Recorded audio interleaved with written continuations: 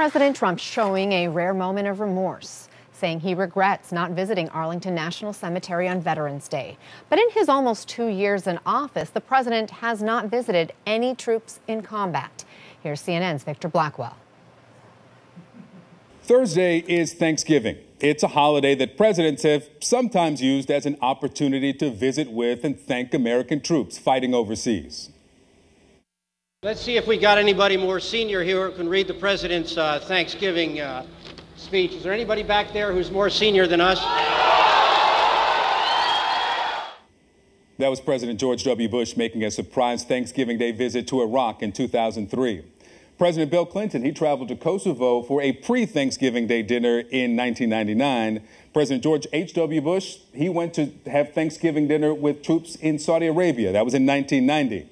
Now, again, these visits are often a surprise, so it's not out of the ordinary that the White House has not publicly announced whether President Donald Trump will make one of those unexpected visits to thank U.S. troops in a war zone. However, some veterans and former defense officials are frankly disappointed that President Trump has not yet visited American service members in a combat zone, not just on a holiday, but at all. Consider this. He's been in office 666 days now. Let's go back to President Obama's administration. President Obama first visited Camp Victory in Baghdad 77 days into his administration, Afghanistan on day 432. And President George W. Bush, he visited Iraq 252 days after the start of the war. He didn't go to Afghanistan until 2006. Now, security is understandably a consideration when planning trips like these. But Vice President Mike Pence, he made a surprise visit to troops in Afghanistan just before Christmas last year. Jared Kushner, he went to Iraq in 2017. Now, when President Trump was asked by the Associated Press just a few weeks ago why he had not visited troops in a combat zone, the president reportedly said this, quote, "Well, I will do that at some point, but I don't think it's overly necessary. I've been very busy with everything that's taking place here."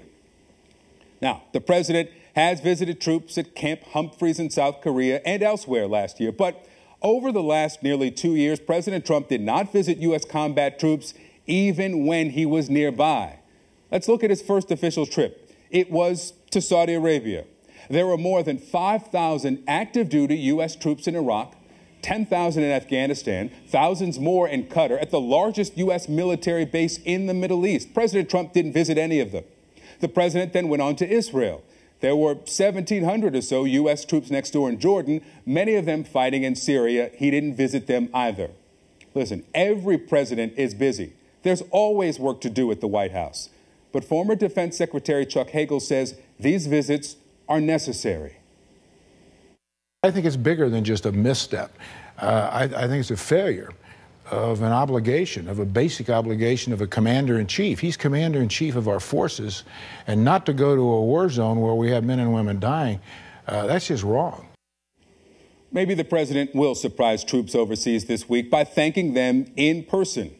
But if this Thanksgiving is like the last one, he'll thank the troops, but he'll do it from Mar-a-Lago. We're being talked about again as an armed forces. We're really winning. We know how to win, but we have to let you win. They weren't letting you win before. They were letting you play even. We're letting you win. All right, our thanks to Victor Blackwell.